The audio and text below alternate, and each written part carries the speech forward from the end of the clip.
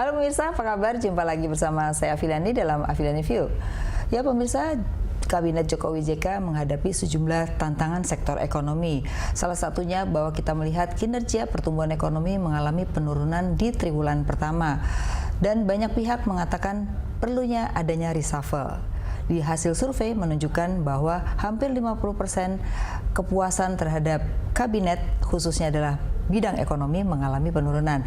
Nah, apakah hal ini diperlukan reshuffle ataukah memang harus memperbaiki secara struktural agar perekonomian Indonesia ke depan akan lebih baik?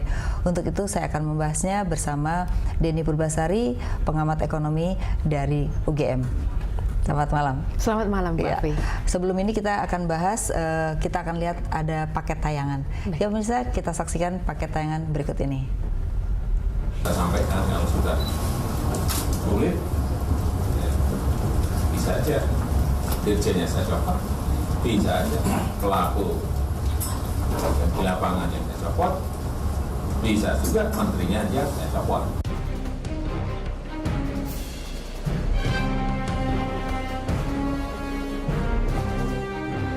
Presiden memberi waktu 3 bulan untuk membenahi waktu tunggu bongkar muat hingga keluar barang dari Pelabuhan Tanjung Priok yang saat ini masih butuh 5,5 hari.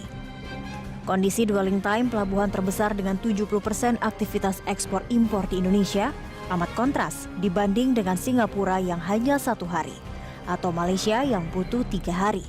Proses bongkar muat di Tanjung Priok melibatkan tak kurang 16 kementerian dan lembaga. Sementara pemerintah menargetkan 7 paket stimulus fiskal rampung Juni ini. Harapannya pertumbuhan ekonomi yang lamban dapat dipacu lewat konsumsi domestik dan investasi yang meningkat. Menteri-menteri ekonomi Kabinet Jokowi JK memang tengah disorot. Semuanya sudah memberikan laporan untuk 6 bulan yang lalu sama 6 bulan yang akan datang. Tapi belum saya baca. Nantilah nanti malam-malam kalau udah bistarweh saya baca. Nanti saya laporkan ke dikau-dikau semuanya. Apanya? Ya saya sampaikan, evaluasi itu setiap hari, setiap minggu, setiap bulan. Saya baca terus. Enggak. Kan belum 1 tahun. Ya. Saya kan pernah menteri, kalau 6 bulan kan nggak adil rasanya. Lihat tuh menterinya wajahnya udah bengep-bengep kan. Kerja siang malam, tunggulah 1 tahun. Tapi saya kira sebagai presiden dia sudah lebih peka dan lebih bisa memberikan ukuran-ukuran tertentu bahwa beberapa kementerian ini memang ya sudah mengeluh sendiri mereka dia ini. Bagaimana sebetulnya menteri-menteri yang dicalonkan oleh ketua umum partai itu kinerjanya tidak seperti yang mereka harapkan. Nah, ini saya kira merupakan amunisi bagi Jokowi untuk juga mengatakan, menteri-menterimu ternyata emang tidak bisa loh. Karena terus terang aja sekarang ini siapa sih yang menjadi menterinya Jokowi, yang loyal kepada Jokowi? Menurut saya sangat sedikit lah. Paling-paling cuma Mensesnek, mungkin ya oke lah siapa mungkin ya beberapa lah Susi dan lain sebagainya. Tapi yang lain-lain yang tunduk kepada ketua umumnya sendiri. Itu yang saya kira menjadi sekarang beban Jokowi sehingga dia itu sendirian. Iya, Bu Denny, itu kalau kita lihat tadi menjadi menarik karena Pak Jokowi sendiri ketika datang ke pelabuhan itu mengatakan bahwa akan dievaluasi menteri-menterinya. Jadi bukan hanya tekanan dari luar, presidennya pun ngomong begitu kan gitu. Nah, kalau melihat hal ini mungkin ada beberapa hal yang perlu kita pilah-pilah ya. Pertama mungkin kita akan bicara tentang kinerja ekonominya secara keseluruhan, baru kita bicara kinerja per menteri ya. Nah, kalau kita lihat di triwulan pertama itu hanya 4,7. Itu sama seperti kita tahun 2008 ya, waktu kita krisis begitu ya. Nah, kemudian kita lihat lagi ternyata konsumsi menjadi drive penurunan daripada pertumbuhan ekonomi dan juga government spending yang ternyata tidak terjadi ya. Nah, triwulan 2 ini kelihatannya hampir mirip dengan triwulan pertama karena belum bisa pemerintah itu mengeluarkan anggaran secara cepat. Nah, gimana kalau melihat hal ini? Saya kira memang betul bahwa salah satu penyebab dari turunnya pertumbuhan ekonomi itu Ibu disebabkan karena faktor global. Itu harus diakui memang betul terjadi. Namun demikian kita tahu bahwa sebenarnya jika seandainya di dalam negeri mampu untuk memobilisasi kekuatan internal, kekuatan ekonomi internal, maka itu bisa katakanlah di counter kekuatan dari ekonomi global. Artinya dia mengatakan jangan hanya gara-gara global terus kita diam saja, tapi Betul. harus ada action di dalam negeri Betul. gitu ya, supaya global ini hanya sebagai faktor yang given begitu. Betul. Sama halnya yang ditunjukkan dengan India, Bu. Bahwa India dalam situasi ekonomi global yang sedang melemah, kenyataannya adalah India bisa menunjukkan tanda-tanda perbaikan ekonomi. Artinya berarti bahwa ada semacam counter example Iya. negara berkembang yang dalam situasi sulit seperti ini dia mampu untuk tumbuh. Nah, salah satu indikator kuncinya atau Untuk bisa merubah itu, untuk mengubah itu adalah sinyal sebenarnya, Bu. Sebelum kita bicara pada hasil adalah sinyal. Sinyal dari paket reformasi. Katakanlah yang dibawa oleh misalnya saja dalam hal ini adalah presiden beserta kabinet. Itu apakah meyakinkan bagi investor atau pelaku ekonomi domestik maupun internasional atau tidak, sama halnya dengan di India. Itu harusnya seperti itu ya. Nah, kalau kita lihat di triwulan pertama dan triwulan kedua, kelihatannya signal itu masih negatif. Misalnya kita lihat, walaupun indeks tendensi produsen dan konsumen cenderung di atas 100, tetapi relatif kecil sekali gitu ya. Dan itu kelihatan dari mana? Dari image mereka bahwa mereka masih simpen dolarnya gitu ya. Masyarakat nyimpen dolarnya, produsen juga demikian. Ini menunjukkan bahwa mereka belum akan berinvestasi, masih menunggu signal gitu ya. Nah, signal saat ini dengan negatif itu harusnya signal positif seperti apa yang pemerintah perlu buat supaya paling tidak investor tuh yakin begitu.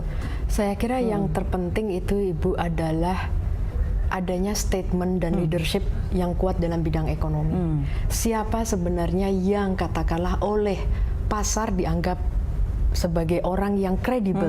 Jadi statementnya harus kredibel ya. Betul, dan dibawa oleh orang yang dianggap kredibel. Dalam hal ini berarti antara pesannya dan orangnya. Tentu saja orangnya, kalau kita bicara tentang bidang ekonomi, harus yang memiliki kompetensi di bidang ekonomi. Bukan sekedar leadership secara umum, tetapi yang memiliki kapabilitas tentang ekonomi. Nah, itu yang perlu, Bu. Yang kedua adalah sinkronisasi dari statement-statement yang dikeluarkan oleh seluruh pejabat pemerintah, tidak hanya presiden, wakil presiden, dan menteri-menterinya, tetapi juga dalam konteks yang lebih besar, yaitu Bank Indonesia dan juga OJK misalnya. Kelihatan bahwa market melihat bahwa mereka bergerak pada satu direction. Yang itu sebenarnya anchornya, Bu, yang paling sederhana itu adalah RPJMN. RPJMN itu adalah target yang mau dicapai. Katakanlah kalau kita memang nanti melihat kondisi global itu menurun, tetapi arahnya adalah ke sana. Bukan masing-masing kementerian mengejar sektor tujuan sektoralnya yang barangkali berbenturan dengan tujuan akhir yang tercantum dalam RPJMN. Artinya bahwa direction saat ini orang selalu bicara koordinasi di antara kementerian ini masih menjadi problem, sehingga masing-masing departemen hanya memikirkan kinerjanya sendiri, begitu ya. Nah, kita lihat misalnya kita ada hal-hal yang menarik dari setiap departemen ya. Satu, mungkin kita bahas dari kenapa anggaran tidak bisa belanja. Itu salah satunya adalah Menpan ya. Kita lihat di Menpan ini ada banyak kebijakan terkait dengan nomenklatur yang seharusnya ketika pemerintah menggunakan anggaran harusnya departemen sudah selesai ya.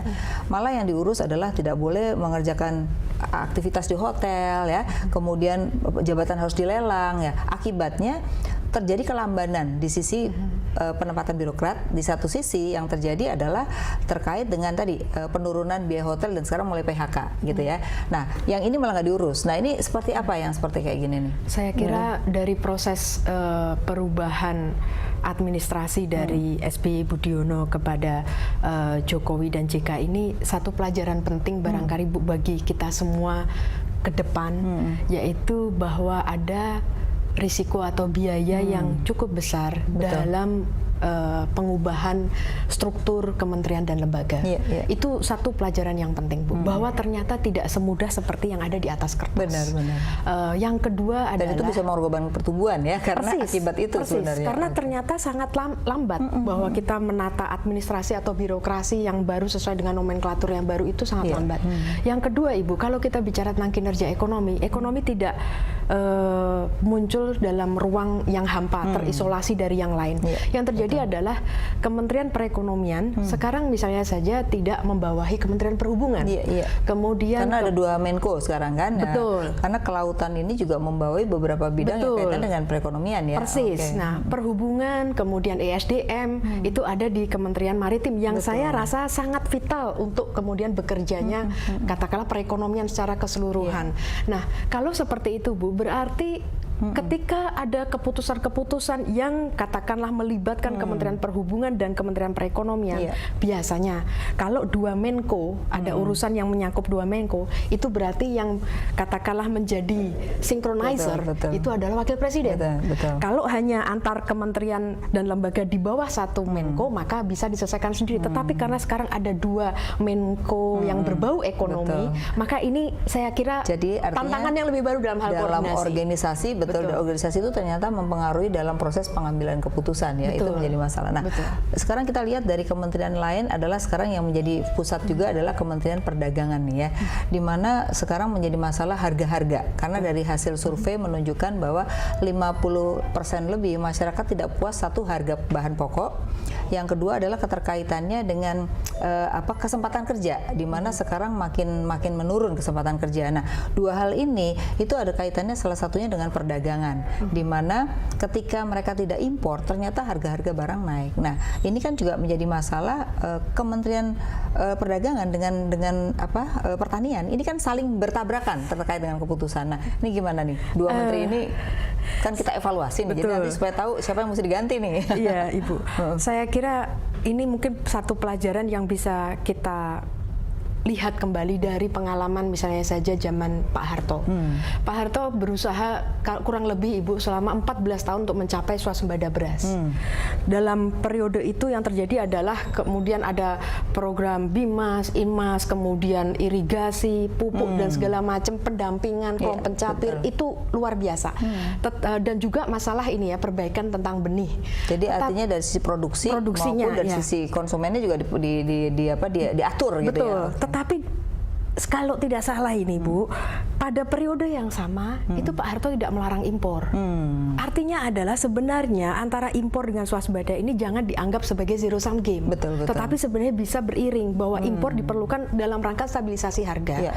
Kita tidak bisa dalam sebuah kebijakan ekonomi hanya memenangkan satu kelompok masyarakat Ibu. Kita hidup hanya produsen gitu ya, tapi konsumennya jadi korban begitu ya. Yang mana pendapatan per kapita masyarakat kita masih rendah Ibu. Jadi saya kira ini anchor-nya kembali lagi untuk bisa katakanlah mendudukkan bersama kementerian dan lembaga yang memiliki tujuan yang berbeda-beda itu ada kembali kepada tujuan RPJMN. Ada target kemiskinan Bu. Kalau ada target kemiskinan berarti harga bahan pokok nggak bisa kemudian melonjak tinggi sekali. Itu kan gampang ya, yang penting harga pokok, kesempatan kerja gitu ya. Oke, nanti kita akan bahas lagi, kita harus break dulu.